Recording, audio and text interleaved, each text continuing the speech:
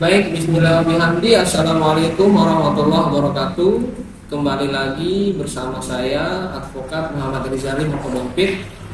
Pada kesempatan yang berbahagia ini, saya akan berbagi atau sedikit sharing-sharing pengetahuan bersama dengan sahabat YouTube semuanya tentang apa yang disebut dengan gugatan.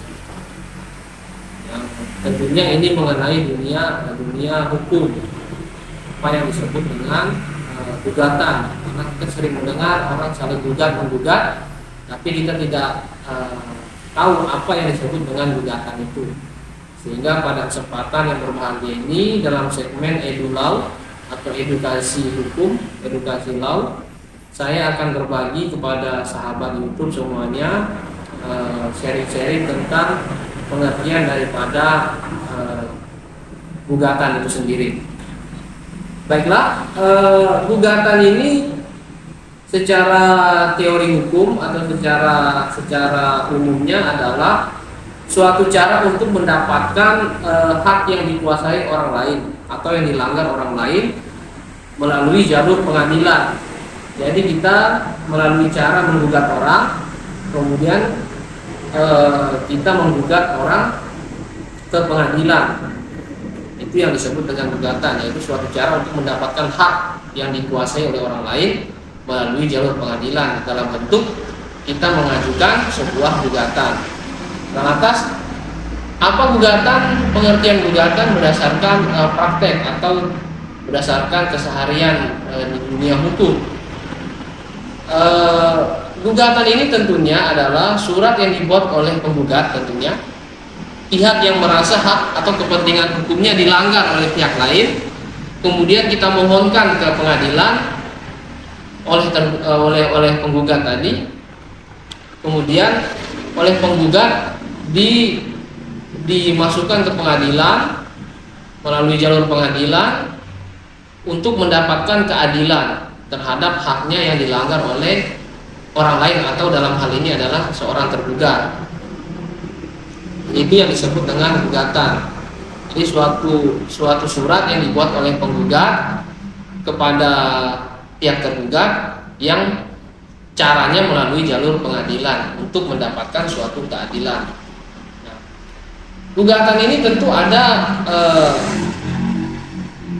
jenis-jenisnya atau pengertiannya secara menyeluruh.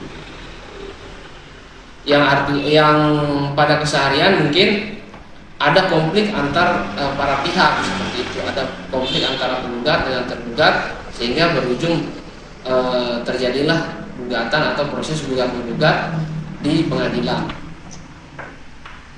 Kemudian ada pihaknya terdiri dari penggugat dan juga tergugat.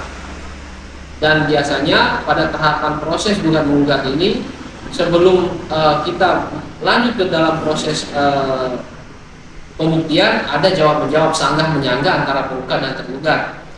Misalnya penggugat mendalilkan bahwa tanah ini miliknya, bisa jadi juga tergugat akan menyanggahnya sebaliknya bahwa tanah ini adalah milik daripada tergugat, seperti itu. Jadi ada proses saling sanggah atau jawab-menjawab lah yang sering kita temui di tatanan praktek. Kemudian di dalam gugatan ini, kalau pihaknya masih tidak menerima putusan atau bentuk daripada putusan oleh pengadilan melalui hakim atau majelis hakim yang memutus gugatan kita atau perkara yang kita ajukan, kita bisa mengajukan upaya hukum yang disebut dengan upaya hukum banding. Kalau kita juga tidak terima upaya hukum banding yang sudah kita lakukan, masih saja kita kalah misalnya, baik penggugat maupun tergugat, maka kita akan bisa mengajukan upaya hukum kasasi. Jadi ini yang disebut dengan gugatan. Tentunya jenis-jenis gugatan ini ada banyak ya. Ada banyak jenis-jenis gugatan ini. Ada gugatan warisan ya, tentunya diajukan ke pengadilan agama atau juga bisa di pengadilan negeri bagi yang beragama non muslim. Kemudian ada juga gugatan hak milik kita misalnya digugat dikuasai orang lain, kita bisa mengajukan gugatan hak milik.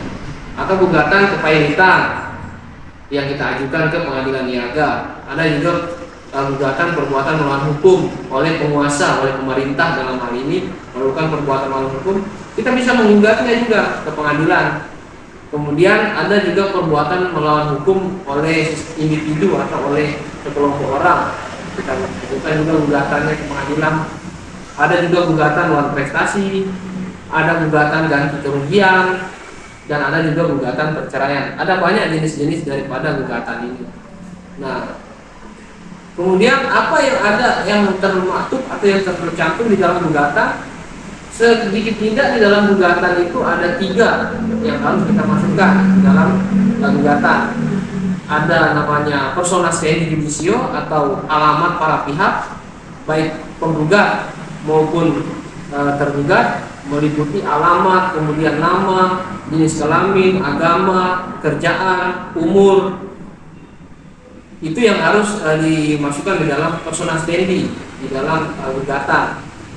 Alamat para pihak itu bisa jadi alamat penggugat dan juga alamat tergugat maupun turut tergugat yang akan kita layangkan surat gugatan ini. Yang berikutnya adalah namanya posita atau fundamentum petendi. Apa yang menjadi dasar gugatan kita? Apa yang menjadi pokok gugatan kita? Itu alasan-alasan kita menggugat orang itu apa? Bisa jadi misalnya gugatan waris, berarti kita menggugat ahli waris atau pihak ketiga yang sudah menguasai hak milik kita itu untuk kita gugat. Itu yang menjadi dasar kita menggugat orang. Yang ketiga adalah petitum atau apa yang kita mohon berdasarkan posita atau fundamentum petendi itu, apa yang kita mohonkan di dalam petitum, apa yang kita mau minta. Misalnya waris, yang kita minta supaya apa yang kita uraikan di dalam posita atau di dalam fundamentum petendi itu agar supaya dibagi waris, atau sengketa hak milik atau perbuatan melawan hukum orang yang menguasai hak milik kita. Ya, apa yang kita minta dalam petitum yaitu misalnya kita meminta supaya hak milik kita itu dikembalikan oleh pihak tergugat, untuk dikembalikan oleh pihak tergugat kepada kita selaku pemilik yang kita masukkan di dalam gugatan itu. Itu yang harus kita mohonkan. Jadi apa yang kita masukkan ke dalam posita juga kita minta di dalam petitum gugatan kita nanti. Apa yang menjadi permintaan kita setelah adanya uraian daripada posita atau adanya uraian dari hal yang mendasar yang menyebabkan kita menggugat orang di pengadilan melalui surat gugatan itu sendiri.